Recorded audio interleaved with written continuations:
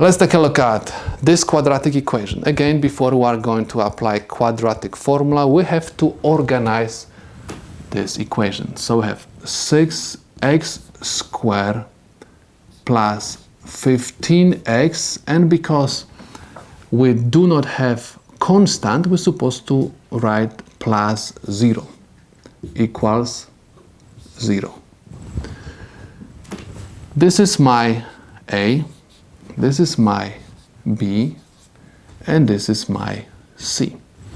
Write the quadratic formula first. X is equal minus B plus minus square root B squared minus 4AC over 2A, which is equal negative, I'm supposed to copy down this, negative sign, B is equal 15, right, 15, plus minus square root, and we have B squared, B is 15, so I have 15 square minus 4 times A, which is equal 6, and times C, which is equal 0, over 2 times A, which is equal 6, equals X is equal minus 15 plus minus square root of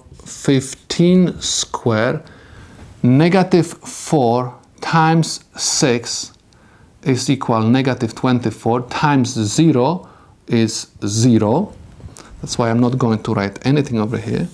And I have 2 times 6 is equal 12. Please notice that square root and this second power are going to cancel out each other. And I'm going to have x equals minus 15 plus minus 15 over 12. Okay, which is going to be x is equal minus 15 plus 15 over 12, which is equal 0 over 12, which is equal 0. Or I can say I have x equals minus 15 minus 15, okay, negative 15 minus 15 over 12, which is equal negative 30 over 12. 30 and 12 I can reduce by 6.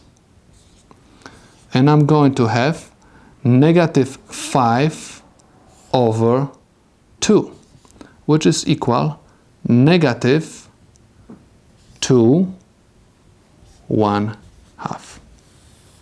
Okay, so I can say that these are the solutions to my problem.